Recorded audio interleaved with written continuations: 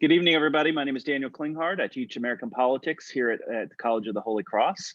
And I'm happy to be joined by 5 of my colleagues in the department. And we are going to talk tonight about the second impeachment of former President Donald J. Trump.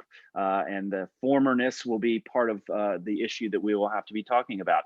So let me introduce our colleagues, and they're well known to most of you, so I won't have to go into too much detail. First of all, we have Professor Don Brand, who teaches American presidency, business and politics. Don, wave your hand and let everybody see you. Then Greg Burnep, who teaches public policy, Constitution and wartime. Greg. Then we have Samuel Stoddard, who teaches state and local politics and environmental politics. Sam, welcome.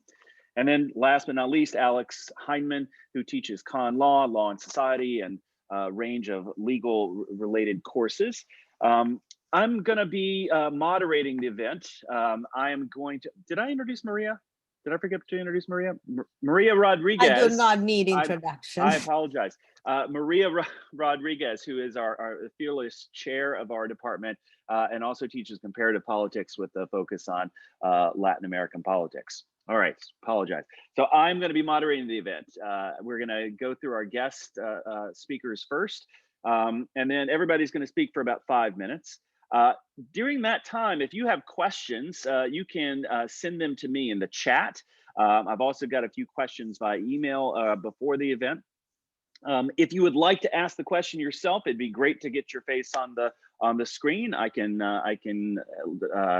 turn the question over to you. Otherwise, if you would like for me to just ask it for you, I can do that as well.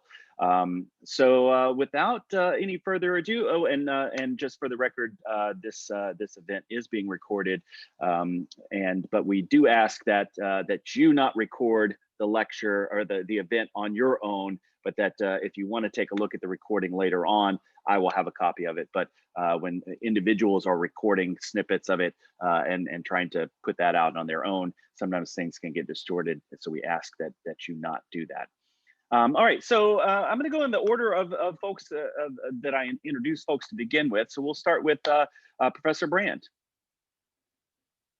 Let me just unmute. Okay. Well, thank you, Daniel, for hosting this event, and thank you all the students for joining us. This is indeed Impeachment 2.0. Donald Trump becomes the first American president to have been impeached twice. And so maybe my first note would be to say, you need to keep this. We all remember the first impeachment trial, but this is different in important ways. The charge is different. The events that have occurred since then are different. And so we need to be appreciative. Obviously Trump is the continuity, but we need to be appreciative of those differences. And one way in which it's different, to get right at what I think is an extremely important issue in this, is that this impeachment of Donald Trump, and the impeachment language, just to clarify again, the House impeaches and the Senate will try the impeachment, can remove or convict and even remove and potentially bar somebody from running for office. But Donald Trump has been impeached. Whatever now happens in the Senate, he's been impeached for a second time. This impeachment was not just partisan. It was largely partisan, and there's no question but that the partisanship partisanship will infuse the proceedings in so many different ways. Impeachment is inherently political. It's not just legal. But the simple fact is 10 members of the House voted for impeachment. 10 Republican members of the House, most notably Liz Cheney, who's third in the power structure of the Republican House, voted for impeachment. So while it may be true to say it's largely partisan, it's not exclusively so. No House Republican voted for impeachment in the first impeachment proceedings against Trump. Only Mitt Romney voted for conviction of Trump in the first impeachment proceeding, and I'm quite sure there are going to be more Republicans who will vote for conviction on this case. I don't know how many. I'm pretty sure it's not going to be 17, which is the number that would be required to convict Trump of impeachment. But there will be more Republicans, so it's going to have the House managers. And of course, if I had to make the argument, by the way, the legal argument in defense of Trump, I probably would have done the same thing, is argue this is just a partisan witch hunt, but it's not so. And therefore, you have to take the case, I think, much more seriously, the case against Trump. Second thing I would notice, I hope many of you got a chance to watch the proceedings today. They were absolutely fascinating. And they're deciding essentially a jurisdiction issue, because one of the other differences between this proceeding and the other is that Trump is no longer president. He's out of office. And so it raises a question about whether one can proceed with an impeachment against somebody who's already out of office. And there were some fascinating constitutional arguments. There are two provisions in the Constitution, Article 1, Section 3, and Article 2, Section 4, about impeachment, but and they say they may point in slightly different directions. This is essentially almost uncharted territory. It is uncharted territory when it comes to the president and whether one can impeach a president after they've already left office. I think probably there's not a definitive constitutional argument on that question. And ultimately, it's partly going to be decided by political factors. And I don't think that's inappropriate. Maybe a third point I would make is that the article of impeachment, and there is a single article, focuses on incitement to insurrection. And there's so many things I think that in some ways are lamentable about some of the things that have happened. I think the impeachment in the House was rushed. And I don't think that the charge, I think there should have been additional factors that weighed into than just the charge that was made against Trump. Incitement raises questions about free speech. It raises questions about the proximity of thought or word and action that I think too narrowly focus the attention on the issues that are really relevant to this impeachment. One other point I'll make is that one of the reasons this was so interesting today is because the Senate was being asked to decide a constitutional question. Can you impeach somebody who has already been removed from office? Very salutary for all the students out there studying American politics to note that not all constitutional questions get sent to the court and resolved by courts. That our system was designed, I think, to have other institutions weigh in on questions of constitutionality. And I lament the tendency to think that somehow the courts have exclusive domain over such questions in our political system. I'm going to end on one final and more personal note.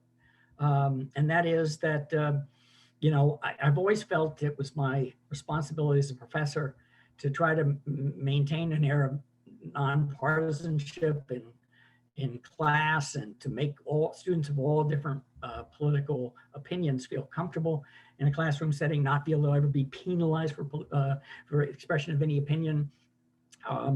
In a forum like this, a more open forum, I feel somewhat more easy about expressing personal opinions. And so here's a personal opinion based on a role I play at the college, another role I play at the college.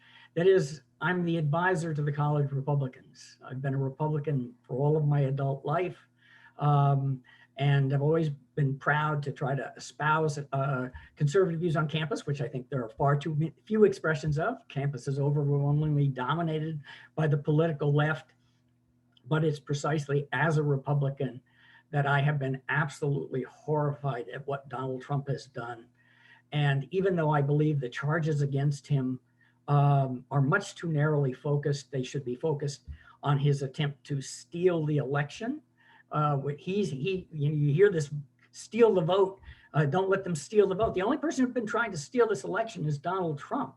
And then his actions after the riots started. It's not just pre-incitement, but his refusal to call swiftly for an end to all violence and to evacuate the Capitol, to protect his own vice president, rather to simply sit in the White House largely silent, and then to tweet things, some of which could be interpreted as almost further actions of praise for what was happening.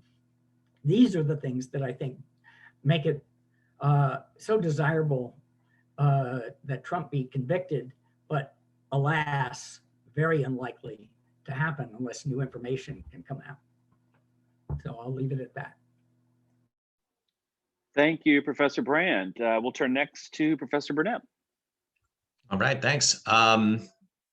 Well, just a little over a year ago, I was reflecting on this. Seems like a decade ago, but it was just over a year ago. Many of us were assembled in Ream Library, if you remember Ream. And we were talking about the impeachment of Donald Trump. And so here we are again.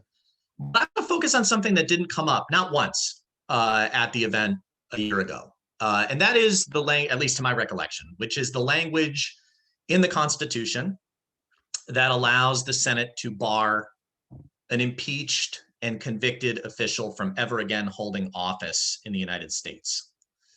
If 2/3 of the Senate were to convict Donald Trump on the charge brought by the House of Representatives, the Senate would then proceed, or could proceed, to a simple majority vote on whether to prohibit Trump from ever holding office again in the US. There are a lot of, I think, interesting and important questions swirling around this impeachment process, but it seems to me that the most interesting and important one is whether Republican Party leaders in the Senate should view this impeachment process above all as an opportunity to ensure that Donald Trump is not the Republican Party's nominee for president in 2024 or ever again, and not that and that Donald Trump cannot run for office as a third-party candidate, as an independent, ever again.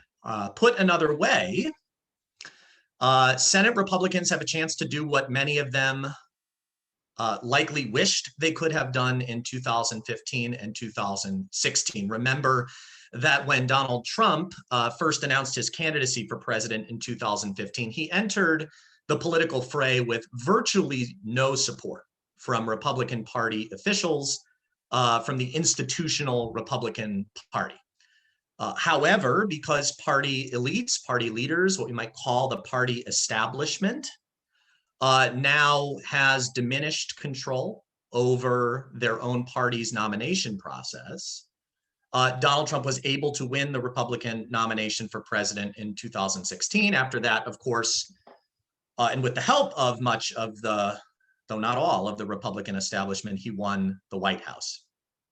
Now, what I want to point out is that for most of American history, party leaders had the power to essentially filter out or screen out demagogic figures by preventing them from running under that party's label. Party leaders were able to serve as gatekeepers, in the words of political scientists Daniel Ziblatt and Stephen Levitsky, co-authors of an important book called How Democracies Die, which I teach in my Principles of American Government class. I'm looking at a few faces that know this book quite well from last semester. Up until roughly 50 years ago, an aspiring presidential candidate had to win over a significant portion of the party establishment in order to win a party's nomination. That is no longer true in our current system of primaries. So what I wanted to suggest tonight is that we might think about this impeachment process happening right now as giving to Republican senators a chance to do what party leaders used to be able to do as a matter of course, to act or serve as these gatekeepers, to perform this kind of filtering or screening function that I've just described. Right now, Republican senators suddenly find themselves with the opportunity, and I note that it is quite possibly their only opportunity, to act as gatekeepers of liberal democratic norms and principles by guaranteeing that Donald Trump cannot ever pursue office again. More broadly, I'd suggest that this might be a time to reflect on the role of primaries in American politics. It's an issue I've been thinking about. There are many political scientists who believe primaries are one key contributor to our current sky-high, I would say unhealthy levels of partisan polarization. There are many political scientists who think that re-empowering or rehabilitating our political party organizations could help to make our two parties more moderate, more capable of marginalizing extreme and demagogic office seekers, more equipped to channel populist impulses and grievances in productive directions, in ways that refine and enlarge those views instead of simply succumbing to them, and could make the two parties better positioned to mitigate or resist what I'd say are the kind of cult of personality elements or features that seem to increasingly characterize 21st century American politics. I happen to believe there's a lot to be said for these two ideas, both for the narrower one, that in light of his appalling and destructive behavior from election day forward, and I couldn't agree more with what Professor Brandt said, that I think thinking of this as about Donald Trump's actions on January 6th is much too narrow. It's everything from election day forward. So I think the idea of prohibiting from ever pursuing office again is an option that ought to be taken. And then also this second, much broader idea that is critical of primaries, I think is an interesting one. I think there's a lot to be said for it. That giving more authority over candidate selection back to party regulars, party elites, the party apparatus, might have a lot to be said for it. But I want to end on this note, which is that I find myself deeply conflicted about the second idea. The first one, that the stop Trump from pursuing office again, I feel quite confident is the right one. I'm less sure about the second one, because I think there are fairly powerful counter arguments to the idea that says, we should give more power to the party establishments. After all, the 2016 presidential campaign on both sides of the political aisle demonstrated that millions of Americans were, and I think you could say remain, deeply disenchanted with both political parties. There was not just Trump, there was Bernie Sanders, who gave Hillary Clinton, the consensus choice of the Democratic Party elite, a run for her money. The primary campaigns in 2016 gave millions of Americans the opportunity to cast a protest vote, a vote against the status quo, against the political class, against the two-party establishments. Clearly,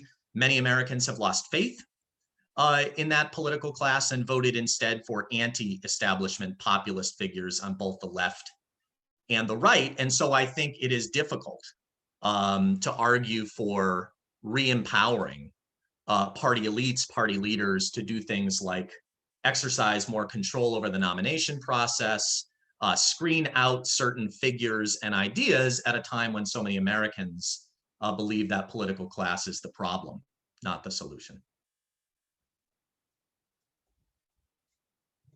I'll leave it there. Great, thanks a lot, Professor Burnep. Let's turn now to Professor Stoddard.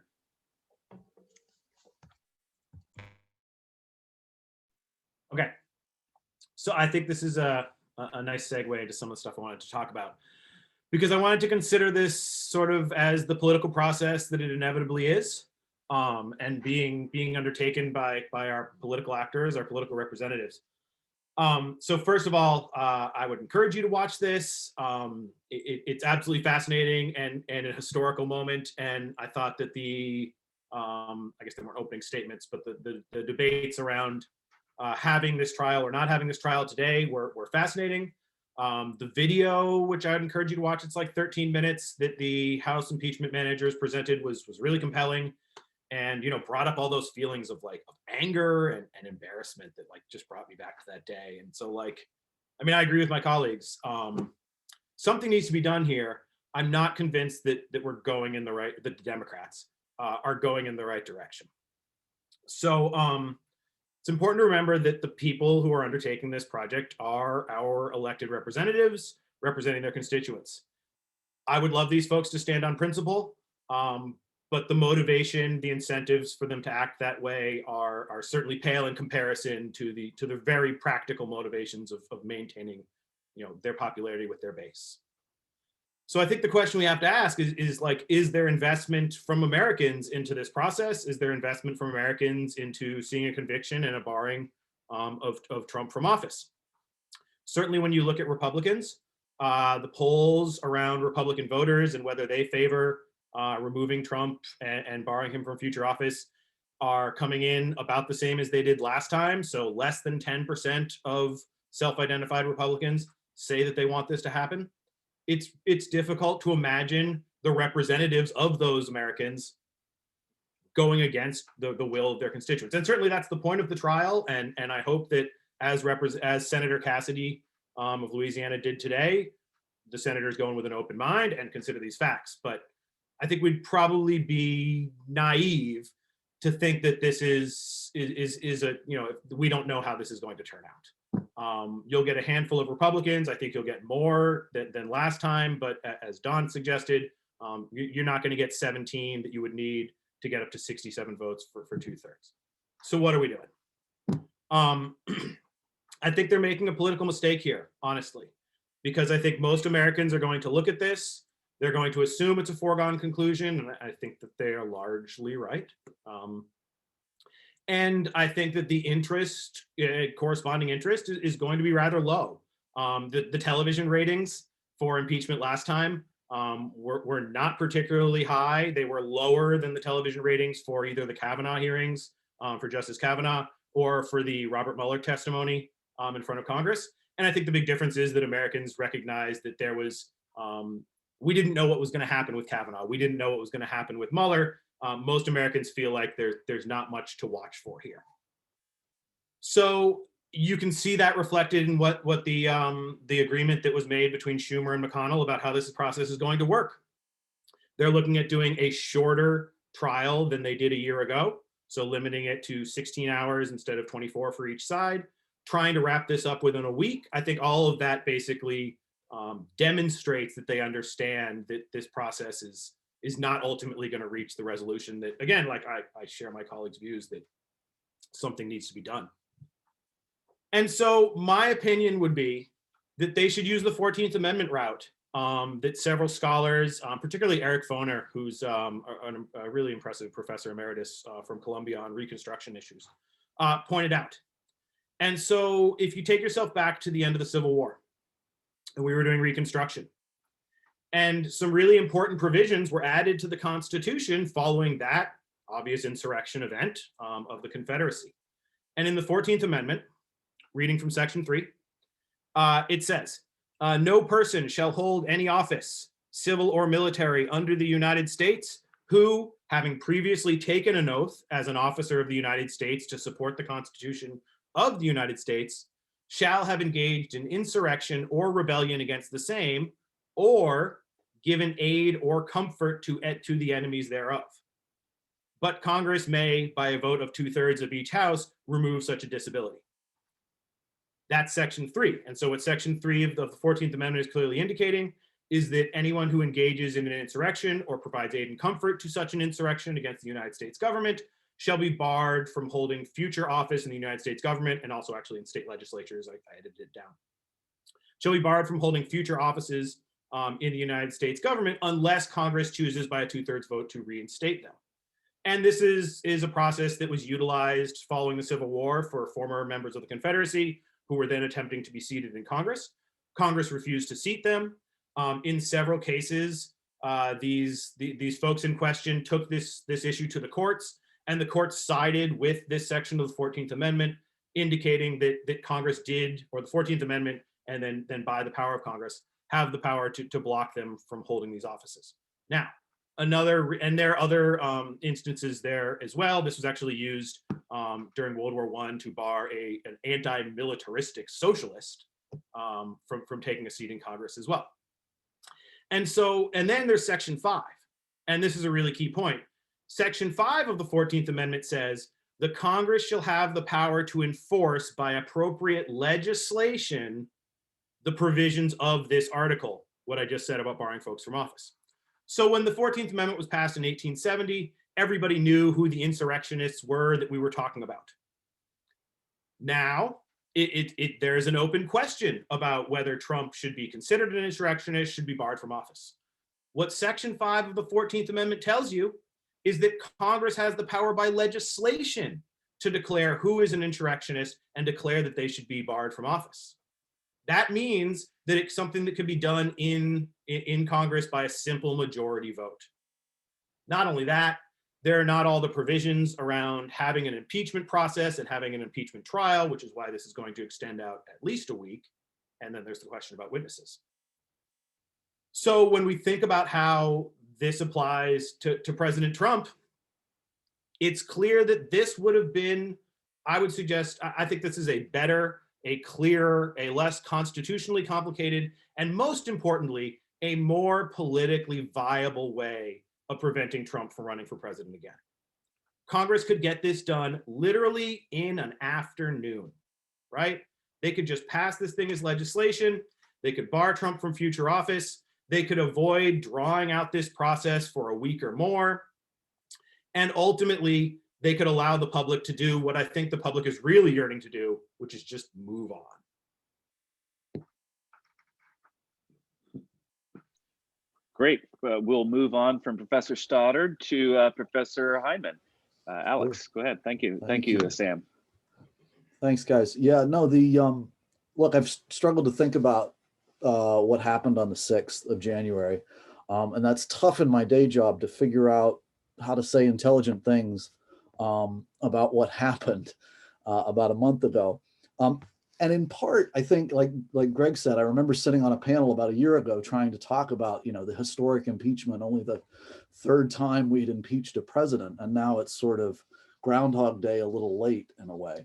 I think it's manifestly clear, and some of the reporting that's coming out, Axios has done some interesting reporting about what was going on in the Trump White House around this time. And it's actually more telling to me that the president was distracted significantly near the unraveling of this administration, right?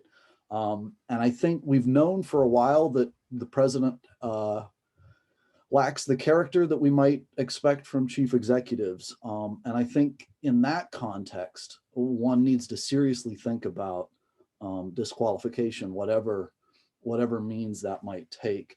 I've thought about it a lot. There's a challenge when you disqualify an office holder, because what you're doing is you're removing that choice from the voters. And I think that plays a big deal into some of the senators' calculus, and we can talk about that in a second. I just want to make a point about the process. The president's lawyers have made two essential arguments: that you cannot try a private citizen for an impeachment charge because he's out of office. I don't think that's right. And in a lot of ways, these are open textured questions, and we're determining, how this process goes in real time. But the problem is the way the votes are taken in the Senate. So you had, like Professor Brand noted, you have the House impeachment, and then the article of impeachment is delivered to the Senate. And then they conduct the trial, and then senators take one vote, and that is a vote to convict, right? To convict on the article of impeachment, and that's a 2/3 majority. They have to do that as a base level. The next vote is for removal. In this case, that's irrelevant, right? And that removal vote would be by majority vote. And then they vote again by majority vote to disqualify them from the office. But absent that 2/3 conviction, you can't get to disqualification. The problem is, when you think about legally, what happens on conviction in the Senate? The second that gavel is hit, and in this case, Patrick Leahy, but in the Chief Justice's case, for the president the last time we did this, the second that gavel hits, legally, the president's powers are terminated. He becomes a private citizen at that moment. So this sort of red herring that we're doing, where we say that every private citizen is not eligible to be voted on about disqualification. That doesn't fit, because everyone who's subject to a removal provision or a disqualification provision is a private citizen. I don't know what to do about the free speech question. I mean, there's a number of sort of open textured debates here about where the law is not exactly clear. And Professor Brand, Professor Stoddard, and Professor Burnep have all talked about this. We're working it out as we go. Free speech should apply for private citizens to be able to make statements. I generally am of the view that political leaders, right, should have broad abilities to make arguments. I mean, we don't necessarily want to unpack every speech of every public official for falsehoods and libel and all of these things. I generally think in terms of deliberative processes, you want as broad a scope on that free speech protection as you can have. But it's important in this context. This is not a criminal trial. This is not a judicial process. This is about a political question about an individual's character and their ability to retain office. And I think you can say whatever you want as a president and as a private citizen. And I think politically, the Senate is entitled to judge whether what you say has some sort of consequence to it. And so I think there's an open issue there that's worth exploring, but I think it needs to operate away from the traditional ways one might view free speech in a more judicial context. Last point, and I think Professor Burnep and Professor Stoddard touched on this a little bit. Republican senators are afraid of Donald Trump. That has been clear since 2016 when he came into office. But privately, they've expressed to a number of their former colleagues, Senator Corker from Tennessee, Senator Jeff Flake, they've said they think that if it was conducted by a secret vote, there would be 30 senators that would vote for conviction and disqualification. But they can't take public stands on this because of the activist bases in their states. And in one sense, you look at that and you say, well, that's democracy happening, right? That's the voters sort of putting pressure on their representatives, and maybe that's part of it. But in the other sense, if they're captive or they're hostage to what now, what is it, 52% of Gallup says that 52% of the American public favors disqualification, so they favor conviction. It's maybe that there's an interesting tension there that struck me. A parallel development, Liz Cheney, Professor Brand mentioned Liz Cheney. They voted to retain her in office after she voted for impeachment, 145 to 61. They voted to keep her against the pro-Trump wing of the House. So even in the House, that's generally more pro-Trump in that Republican caucus, a large portion of those Republican representatives voted to retain Liz Cheney. It's a striking thing. There's a lot going on and it's hard to make sense of it from the outside. But I think from the perspective of the GOP, you don't want to push these Trump voters out, right? Donald Trump increased the vote share by about 12 million votes of Republicans. So Romney got 60 million, McCain got about 60 million, Trump got about 62 million in 2016. And then this year, he increased that vote share to 72 million. That's 12 million voters, give or take. That's a significant increase in the size of that party. And the danger of pushing those people out to a third party, I think will destine both the GOP and that new Patriot Party or whatever it is to permanent defeat. And that may be in the interest of the Democratic Party, but Republican senators are saying, well, maybe we should keep these people within the fold.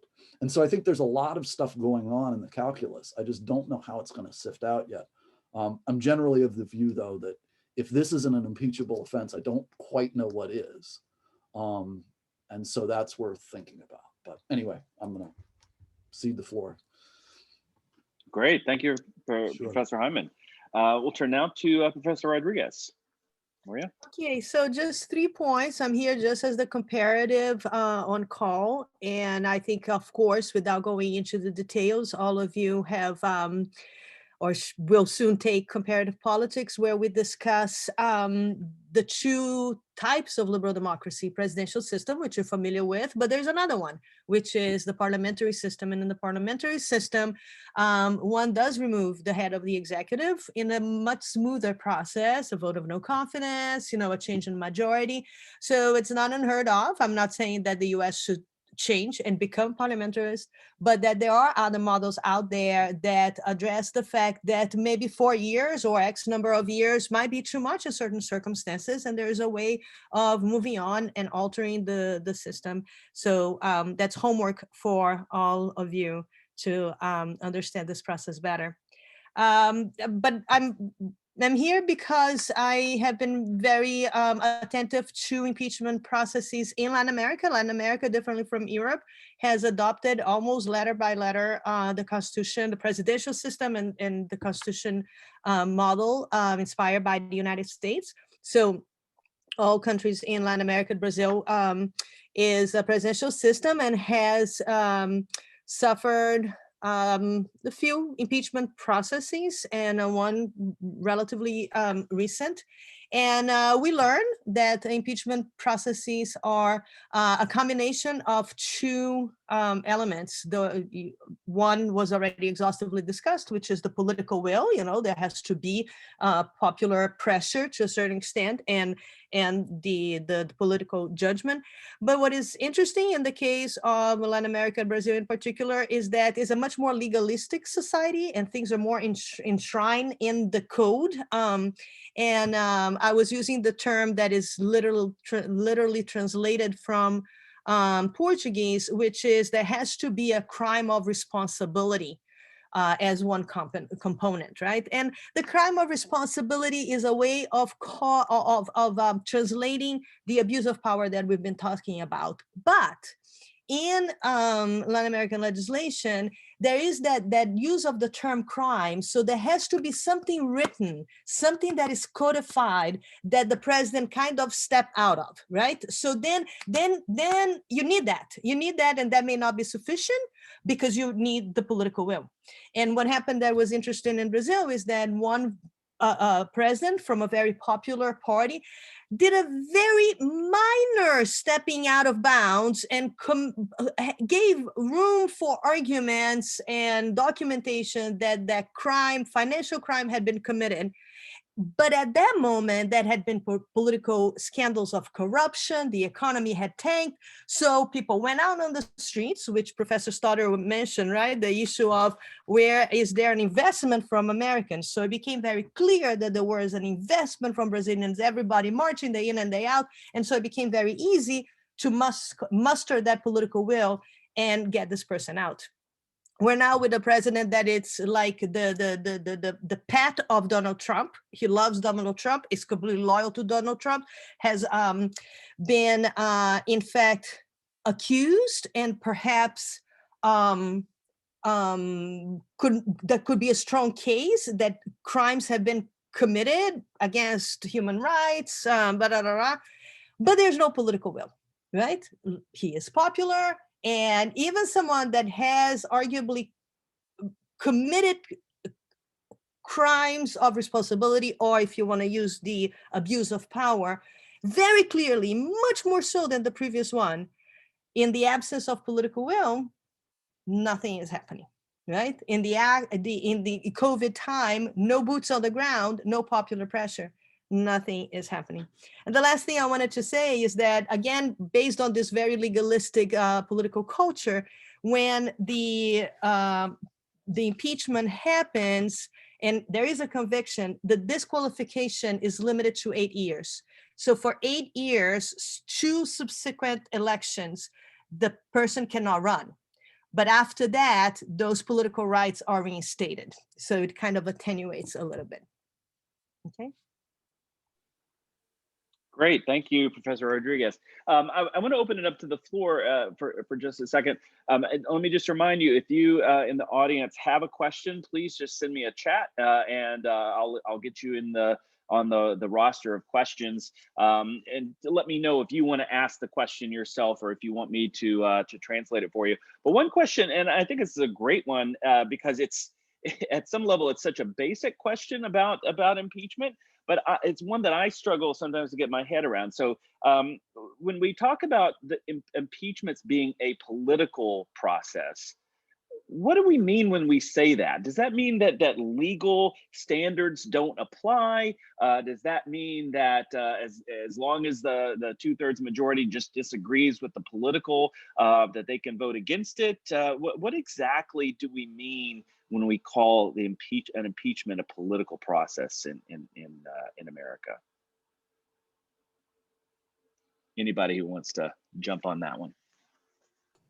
I'll give it a shot, and then we'll see. Give it a whack and see where things go. I guess what I think is important to think about in this context, it's not a trial, and the framers wanted to broaden it beyond mere criminal offense. So they wanted it to also include political offenses and abuses of power. However, they also wanted Americans to take it seriously, more seriously than just simply another randomized vote in the House. And so what they use is they've given bribery, treason, and high crimes or misdemeanors. Well, a lot of debate is over what high crimes and misdemeanors actually means. And in that context, that there's a British common law history that's there, but they removed the term maladministration. So you can't just get rid of a president for doing a bad job. It has to be more than that, but it doesn't necessarily need to be a specific legal crime. And so it's this odd kind of middle ground where the framers decided to put it out there that, well, we want the people to think of it as a legal process, but at the same time, we don't want it to just be limited to that. And so it's kind of this, as is typical of Americans, we make compromises all the time, and we want a little bit of both. And I think they left that option open.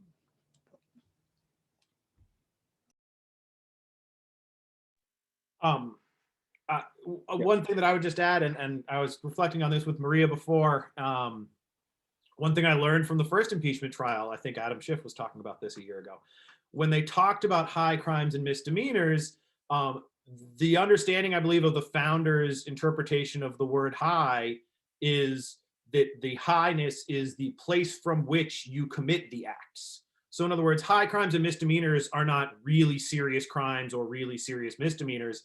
They are crimes or misdemeanors which would take place through the use of a high office, which, as Alex is indicating, don't necessarily have to be actual criminal code violations. There are plenty of circumstances we can imagine of presidents really abusing the power that they have in ways that would not be listed in the federal criminal code.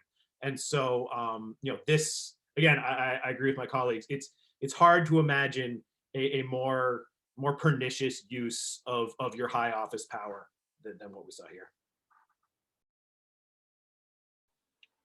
That's very helpful. Thanks a lot. Anybody else want to jump in? Let's go to our first student face, Teresa Esquivel. You have a great question. Can you want to unmute yourself and let's see your video and tell us your question. Yes, this is to any or all of the speakers who'd like to answer it, but I was just wondering, the Senate did not move forward with the impeachment and conviction process of Nixon after he resigned and left office. What do you think makes this process seem more necessary?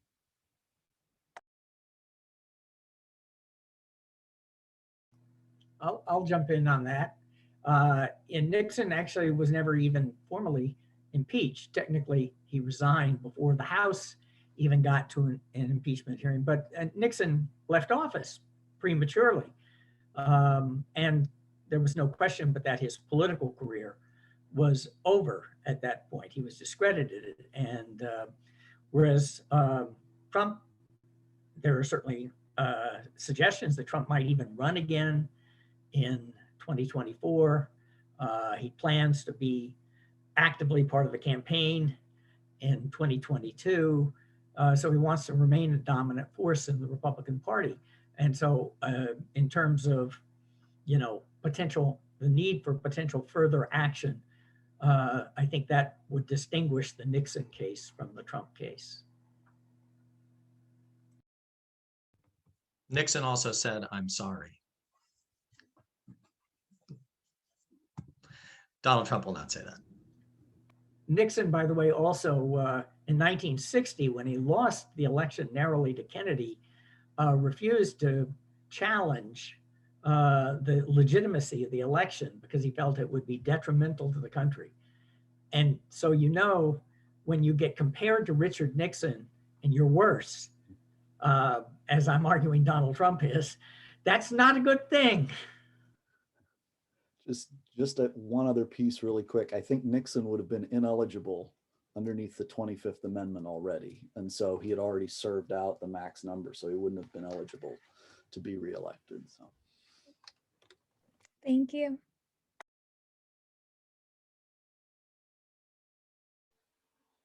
I have a question from Ashlyn Familetti as well, who sent in a question via email. Ashlyn?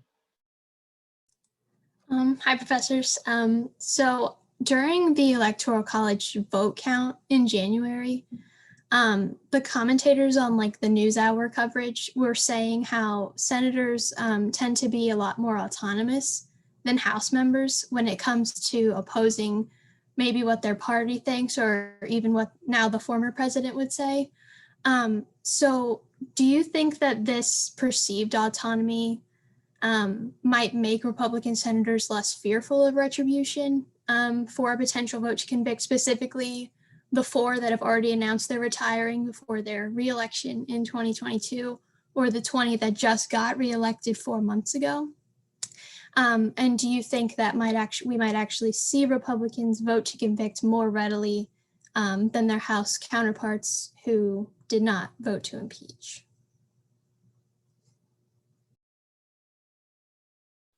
Great question.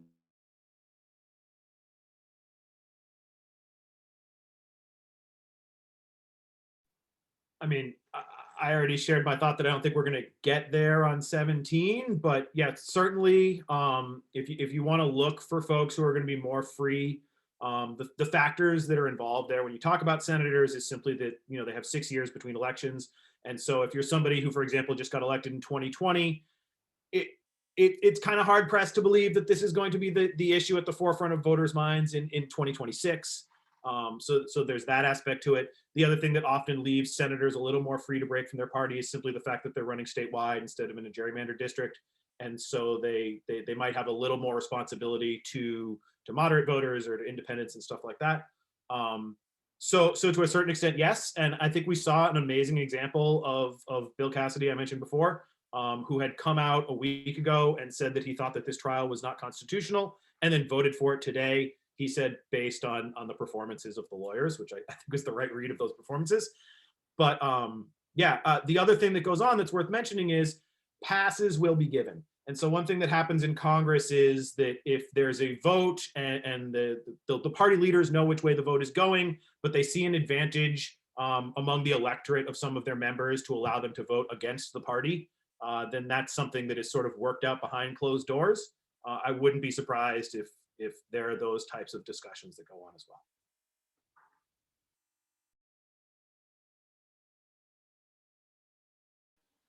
I'm going to throw an addition onto that, and this is one I've been thinking about. So Senator Bill Cassidy, Louisiana, today came out and said that he would have changed his vote on the question of constitutionality. So he hasn't yet come out to say that he would vote to convict, but he does think that the impeachment managers were persuasive. Is that a bellwether, or is that just one guy all of a sudden realizing, or do we think maybe this is the beginning of a dam breach in the Republican wall?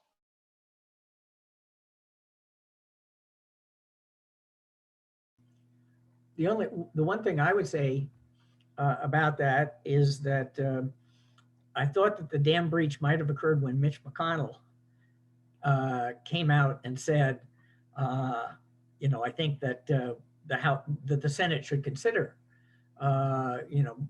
using this as an opportunity to break with Trump. And then he quickly retreated and didn't even vote against and voted against allowing the thing to proceed. So McConnell's a pretty good, reader of the opinion in the Senate, which makes me feel that probably Cassidy is not the indication of substantial movement. Yeah, I'll just add that, the fact is that 44 Republican senators voted that the the trial is unconstitutional. And it's hard to imagine them voting that the trial is unconstitutional as they did just a few hours ago, and then also voting to convict the president in what they've deemed to be an unconstitutional trial. So I thought there was a non-trivial, though small, chance that the dam would have broken this morning, today, leading up to this process vote. There was, if some of you have been following this closely, there was a really high-profile, very conservative lawyer named Charles Cooper, right? Chuck Cooper, who wrote a Wall Street Journal op-ed just a couple of days ago saying that the Republicans' objection on procedural grounds was wrong, that the law is actually with the Democrats here, and that Republicans really ought to vote on the substance, on the merits, stand up and be counted on the merits. And I thought there was a chance that more than just Senator Cassidy would change his mind about the constitutionality in response to that. Now that we've had the vote and only Cassidy changed his mind, I think it's probably over. And I just Googled this, but yeah, Senator Cassidy was just reelected, so he's got 6-year grace period before he has to face that Republican base again. It will be interesting to see how Democrats use Republicans' votes against them in Senate races in 2022. There's a few that might be interesting.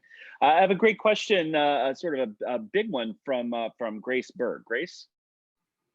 Hi. I have a question for anyone who wants to answer it, any of our speakers tonight. But there's been a lot of talk recently about the Senate being kind of an outdated, undemocratic institution insofar as there's 100 senators, each state gets 2, Wyoming has 2 senators, California has 2 senators. You do the math, it's like crazy disproportionate. And then another recent conversation about the filibuster and how hard it is to get anything passed in the Senate because of that majority, super majority you need to pass anything major. So do you think that this impeachment process is also similarly outdated and or undemocratic? I think it was Professor Hindman who mentioned the poll that showed like 52% of Americans were for impeaching Trump or for convicting him. So yeah, is it in the same way outdated or undemocratic, or is its inefficacy as a process, is that somehow purposeful? So, I mean, I think my general view on the whole thing about the Senate is, if it's a big deal, it should work, right? If it's a big deal, it should work. I think there's some structural problems with the way we conduct primaries, as Professor Burnep mentions, that don't allow members to be free enough to vote their consciences, that they've said privately. I mean, you look, Mitch McConnell, Bill Cassidy, they at least have reservations about these folks. Yeah, maybe it's time to adapt some of these thresholds, some of the supermajority requirements that are there. The problem that comes up with the Senate, I always ask my students, I say there are 2 things in the Constitution that can't be amended. And in the amendment process, anything that affects Senate representation is out of order. So it's an out of order amendment to the Constitution. So it would require a new Constitution to reconfigure the Senate in a big way. And so this becomes problematic. Do I think there's probably reasonable reforms? Yeah, I do. And in a lot of ways, I think they could be solved by giving members more leeway. And trusting that your senator may vote against your interest multiple times in their career, and that has to be okay, because it'll cut both ways, I guess. I don't know. I don't know. I'm torn on it a little bit, Grace.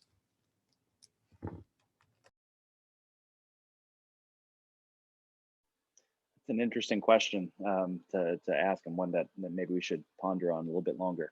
I'm getting lots of questions. I'm going to try to pick sort of representative questions, but I'm also going to do something, and I'm not a Zoom wizard, so bear with me. I'm gonna throw up a poll as to how, asking you how you would vote in the impeachment trial, to convict or acquit, and that'll be the language we could use here. It's anonymous, so I'll launch it. I'm hoping that it works as I think. And while you vote, let's hear from Graham Smith. Graham. Hi, thank you all for being here. I wanted to ask a question, and it kind of brings us back to that Watergate comparison, but in a different lens. So in 1974, President Gerald Ford granted Richard Nixon a full pardon as a way of moving past that troubling chapter in American history. There's unquestionably differences between that situation and the current situation, mainly that the president can't pardon for cases of impeachment and that the presidents are in different parties. That being said, is there any actions that President Biden can take as the executive to assert control over his party, move the party or the country past a Trump presidency, and further profess his seeking of unity in the same spirit as the Gerald Ford pardon? And then to everybody, I guess, why should or shouldn't President Biden pursue these options?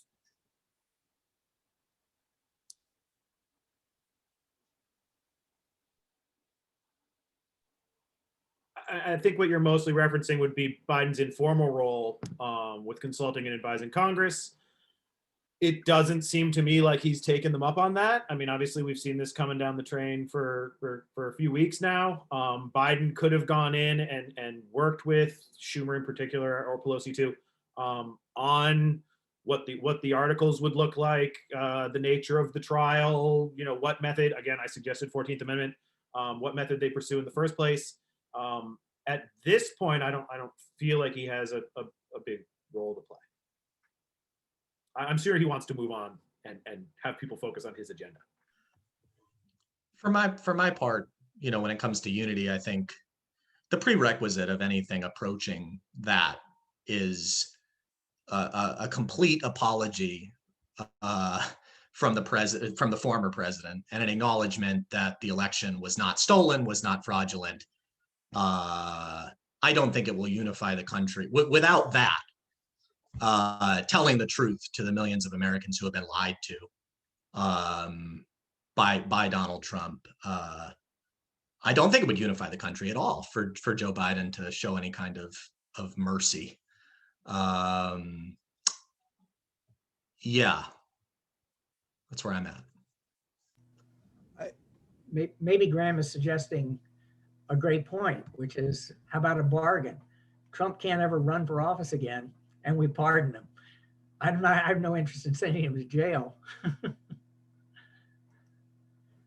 Just real quick, I think Biden's doing the best thing he possibly could, is trying to lay low on this. I mean, if you want to move past it, you don't add your own rhetoric to that fire. Lay low, let the dust settle, let the Senate make their own decision, and then be the guy that white knights it and picks up the pieces in a way.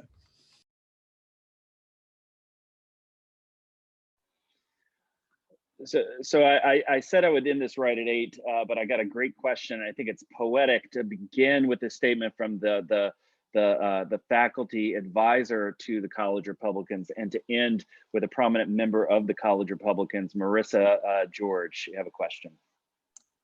Hi, professors. Thank you for speaking with us, and thank you, Professor Klinghard, for outing me.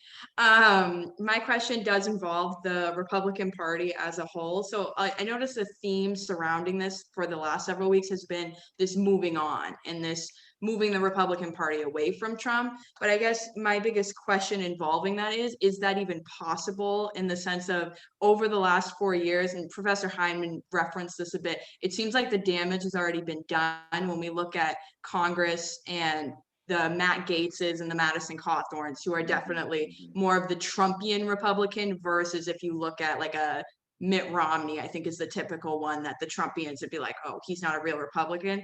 So I guess my question is, kind of, like I said, touching upon Professor Hindman's points to the rest of the group, is it really possible for the Republican Party to move away from Trump? Is it really possible to kind of move away from this Trumpian Republican? I'm not sure if I can see a future where we can, as a party, be able to win future elections without keeping that Trump base. And I don't think we can do that without not necessarily, obviously not the rhetoric of Trump, but certain aspects of a Trumpian Republican. Well, I'm going to have to address that one. Marisa, what you're talking about is the plight and the horror and the danger of populism that is so familiar down the Rio Grande. And once established, once the venom, the poison of populism is instilled and contaminates the society, it is very, very hard to purge. So the big issue is whether American institutions are so much stronger than those of most other democracies, so that they, once contaminated, can purge, or as the numbers show, once contaminated, we're talking about generations that will be struggling with this poison. Sorry. So what I would say to this is that the Republican Party, and then I would say the Democratic Party is probably not too far behind. They have lost credibility among Americans for good reason. And, you know, this is the classic Trump as the symptom, not the cause type of situation. So no, I don't really think that's possible, because I don't think they have the credibility, and, you know, through their embodiment of our institutions, the institutions now lack that credibility to push back against people who are saying, you know, I don't know about, again, this is my conception of a lot of Trump voters is and also, you know, people who just don't vote in general, or Bernie Sanders voters. I don't really know enough about this candidate, maybe, but I know about you, I know about the establishment, and I know you haven't been working for me for decades. And so, like, yeah, I think we haven't been going down that road for 4 years. We've been going down that road for 2 or 3 decades. And yeah, it's hard to imagine changing direction. As the advisor to the college Republicans, I wouldn't let that statement go completely unchallenged. We are still originally the party of Lincoln, not the party of Trump. I think Marissa is absolutely right. We have to learn how to be responsive to the concerns of all those voters who have been brought out by Trump and who have legitimate grievances, who are not thriving. He points to the direction of actually the Republican Party becoming a party more akin to the working class rather than to business. And none of that is necessarily harmful, but weaning away those voters from the cult of Trump is also an indispensable task in redirecting their concerns. And I think it's possible. I don't think it's going to be a multi-year battle. That is to say, I don't think Trump is going to get removed, but there will be a battle unfolding for the heart and soul of the Republican Party going forward. And you are right in saying one shouldn't underestimate the difficulty of the task ahead. Yeah, I'm kind of in that place myself. I obviously talked a bit about parties, you know, in my remarks, and I think it's going to be a process. I use the words refine and enlarge in my remarks, talking about what elected officials are supposed to do. It's not, I chose those words very purposefully. They're from Federalist Paper number 10. It's James Madison talking about what representatives ought to do in a representative democracy. They're supposed to refine and enlarge the public's views. And I think both those things are important. The refining and enlarging, but also listening to the public's views and taking them seriously, right? And so I think that you can make a case, as Professor Stoddard said, that there were many Americans, many millions of Americans in the 2016 primaries, as I talked about a little bit in my remarks, who felt like their views were not being seriously listened to. On the other hand, we have a system in which I think our elected officials are supposed to not just mimic what their constituents tell them to do. They're supposed to filter, as I said, screen out falsehoods, dangerous ideas.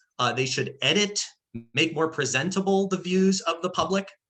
I think that's their job. And so I think it's kind of walking this line, and that's going to take a long time. I agree. There are no quick fixes. One more thing that on the topic of parties, Professor Brand said the party of Lincoln. You know, Liz Cheney said that in an interview, I think it was on Fox News Sunday, one of the Sunday talk shows. You should listen to the interview that Liz Cheney gave this past Sunday, which I think was pretty illuminating. And I would just note, not only did she talk about it as the party of Lincoln, but I was thinking about Mitt Romney and Liz Cheney. What do Mitt Romney and Liz Cheney have in common? they have a parent who was a long-standing Republican Party member, right? Mitt Romney had a father who was a governor, presidential candidate. Liz Cheney has a father, Dick Cheney, who was vice president. They are long-term institutional Republicans. They are tied to something bigger than themselves, to an institution.